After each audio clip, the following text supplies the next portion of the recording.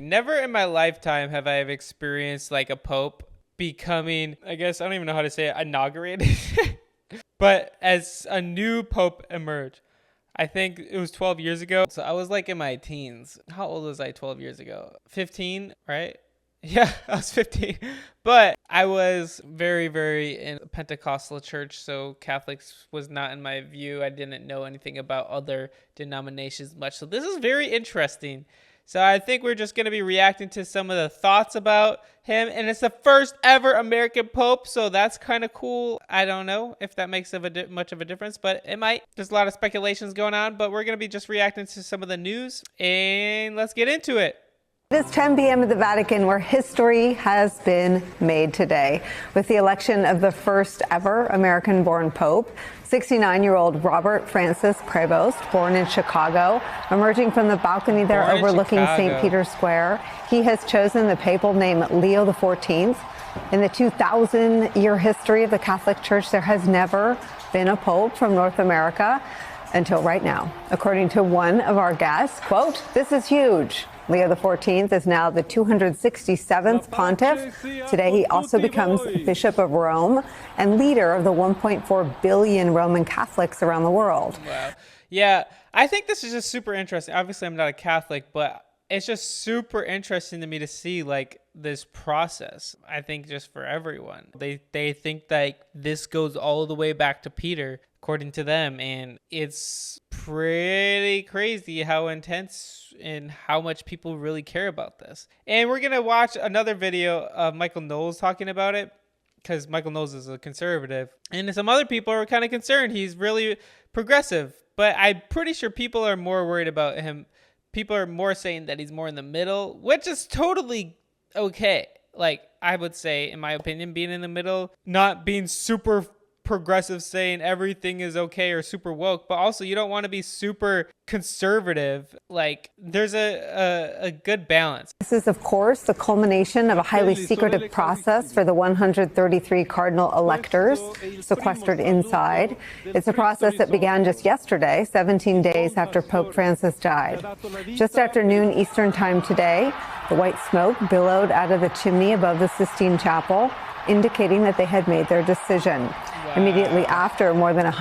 Also, why do people just wait outside the entire time? Like 100,000 people wait outside the entire time? Is that how that's going? 50,000 people rushed towards St. Peter's Square, erupting in cheers as they waited for Pope Leo XIV to address them in Italian and then in Spanish. His first words were, "Peace be with you." He thanked the diocese in Peru, where he served for 2 decades. Wow. He thanked Pope Francis, who made him a cardinal in 2023.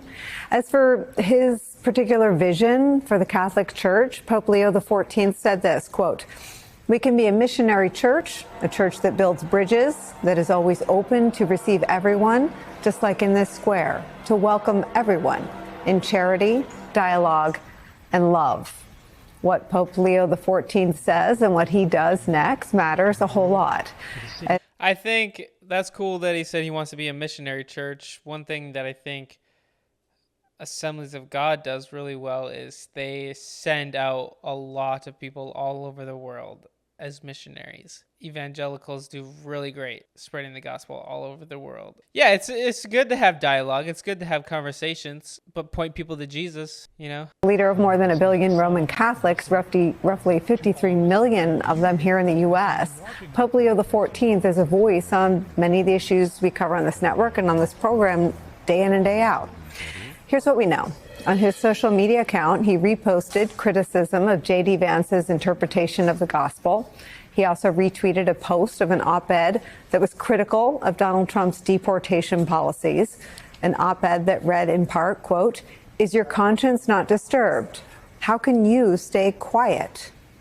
As Pope, Leo XIV will confront challenges facing the church, like the inclusion of LGBTQ+ Catholics, the role of women in the church, and Catholicism's growth in Asia and Africa. Oh, shoot. I mean, I really hope he doesn't come out and just say, yeah, you could be LGBTQ. That's okay. That's fine, man. Just do you. Like, I really hope, because that's going to cause actually a lot of people to leave the Catholic Church. So, I mean, wouldn't be a good look, because that's not sticking to the Bible. The New York Times reporting, quote, a member of the Order of St. Augustine. He resembles Francis in his commitment to the poor and migrants and to meeting people where they are. He told the Vatican's official news website last year that, quote, the bishop is not supposed to be a little prince sitting in his kingdom. That's where we start today with MSNBC's Chris Jansing. Her extraordinary reporting on the Vatican now spans 4 popes in 20 years.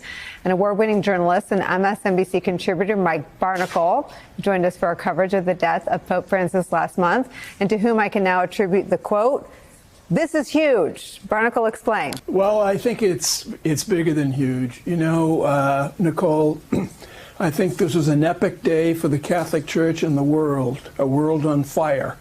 A world filled with wars, racial tensions, global warming, all the problems that we recite each and every day in the news, and all the problems that people know that they live with. And this one man seems to encompass everything that you'd want as a Catholic and as a citizen of the world in the papacy. He didn't, I think, he didn't choose Pope the 14th, Pope Leo the 14th, by accident. I think it was based on Pope Leo the 13th.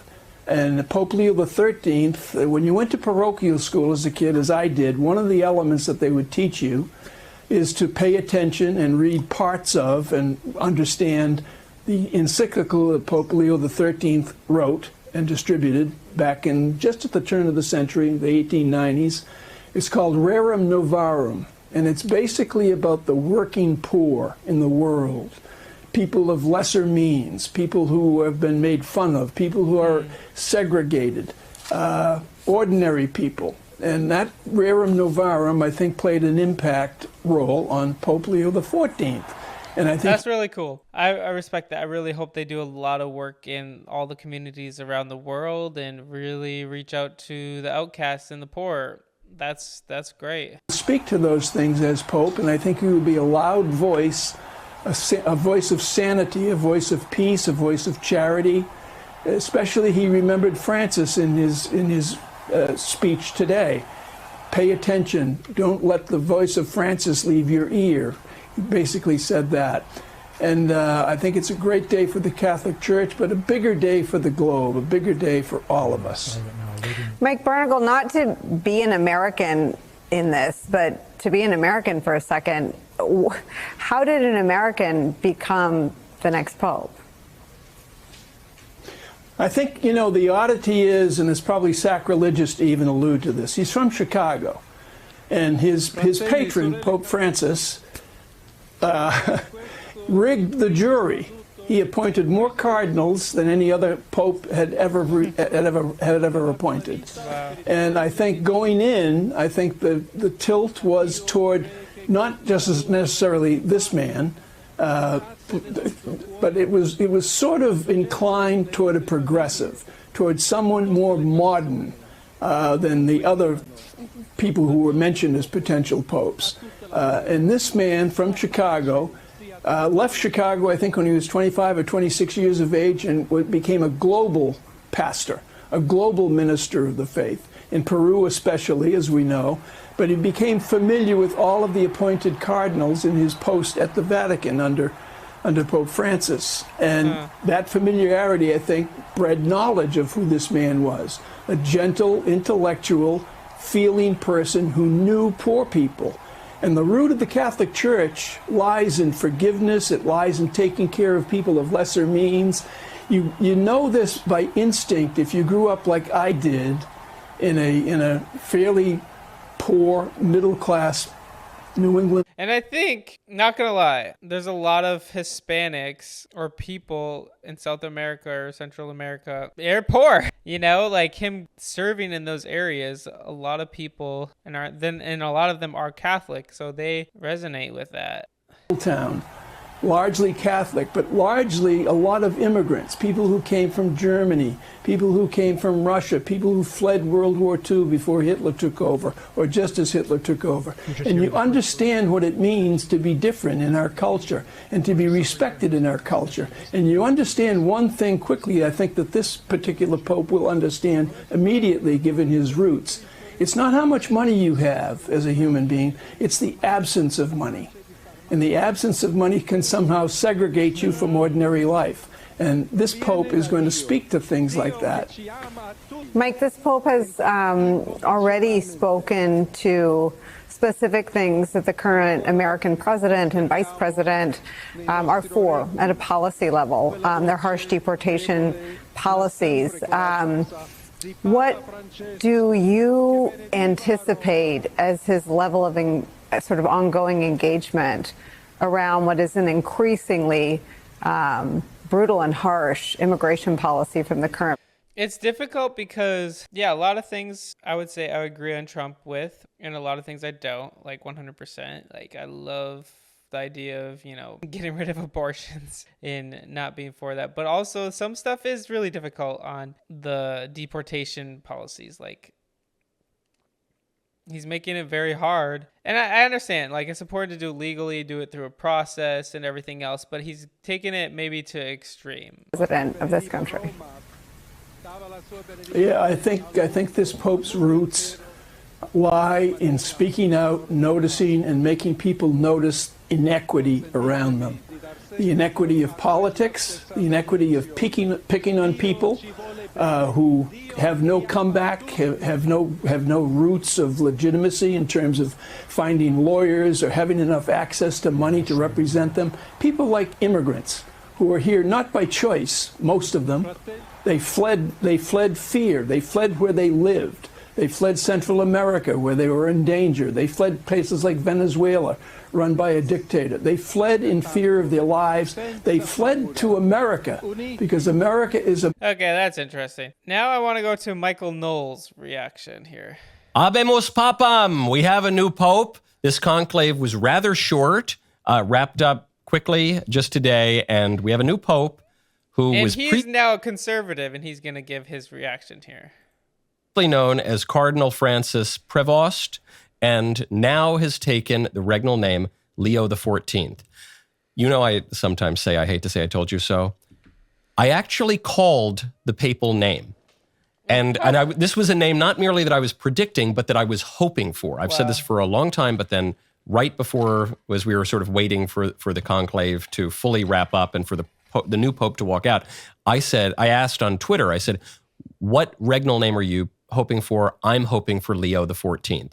And then they came out, announced the Pope and the name in Latin, and it was Leo XIV. This is a good sign. The reason Leo XIV is a good sign is because Leo XIII is one of the great popes. I have actually a beautiful rosary that was given by a friend to me from Leo XIII's pontificate. He was a wonderful. He's the first pope that ever appeared on film, by the way, because he was very, very old, right when moving pictures were coming out. And so you can actually see a little film of Pope Leo blessing people. He is beloved by conservatives. John Paul II loved Leo XIII. Leo XIII was very strong against socialism. Leo XIII was strong in tradition, orthodoxy, Thomistic philosophy and theology. He also was a wonderful man to articulate Catholic social teaching. So when John Paul II was writing Centesimus Annus, he was writing about an encyclical by Leo XIII, which is called Rerum Novarum, and about these kind of new ideas and these new systems in politics. And in Centesimus Annus, John Paul II was saying, communism's terrible, free markets are an efficient way to allocate resources. This is the conservatives' pope, right? But I want to see his views on this. I don't care about Pope Leo XIII. I love this. Okay, so that's all a good sign. But I mentioned Catholic social teaching because there are a lot of other signs about the new pope that raise some eyebrows. He's from Chicago, and a priest friend of mine said that nothing good ever comes out of Chicago. He's joking a little bit, but he's from Chicago. Some liberal prelates and priests and lay people seem to be really excited about this. He mentioned Pope Francis a lot in his first speech to everyone, to the whole crowd in St. Peter's. Talked a lot about Francis, talked a lot about the synodal way. Synodal way being a way of inclusivity and listening and dialogue, and many conservatives and traditional people in the church are a little worried about this, that this could water down doctrine, that this is ambiguous, this opens the gate to innovation. The synodal way is the way that Pope Francis was advocating. So that's all a little bit troubling. Some people are pointing out that the new Pope Leo XIV, when he was Cardinal Prevost, wrote a piece going after J.D. Vance, specifically for articulating the Ordo Amoris, the hierarchy of love, the Ordo Caritatis, and the like. It's funny because I'm pretty sure J.D. Vance is a Catholic, so that's also funny. And Thomas Aquinas, so maybe that's not a great sign. Some people are wondering. I guess I should mention, we're 3 minutes in, I haven't mentioned, this is the first American Pope ever. Yeah. From the United States, that is. Second Latin American Pope. Now we've had 2 in a row. He's American, but he's also a dual citizen of Peru. Some are wondering, was this Pope picked in part to provide a counter political balance to Trump and to the turn against mass migration in the West? And so again, we don't know what the cardinals were thinking exactly in there. I'll leave on a little sign of hope, though. The name is a very hopeful sign. The fact that he walked out in the formal vestments is a hopeful sign. The formal vestments, what does that mean? Something that Pope Francis didn't really like. But the formal vestments are important. They're actually, I think, a sign of humility, because you're recognizing it's not about the personality of the individual, but he's taking on a new name. He is the Bishop of Rome. He is the Vicar of Christ. He is subduing his personality and maybe some of his personal preferences to the magisterium, to orthodoxy, to the church. That's what one hopes for that kind of a signal. I think we saw that a lot with Pope Benedict. Also, he gave the blessing in Latin, which is a good sign for continuity. However, there is some cause for eyebrows being raised. There is some cause for concern about things that he has said on LGBT issues, there's some cause to wonder what he thinks about the traditional liturgy. Really, with this pick, who no one was guessing, he hasn't said very much. We don't really know. And people who tell you they know for sure exactly what he thinks and what he'll do are full of it. This is someone that no one saw coming, that we don't know a lot about. There are some good signs. There are some bad signs. And he's a young man, 69 years old, the Holy Father. He will most likely be Pope for a very, very long time. Decades.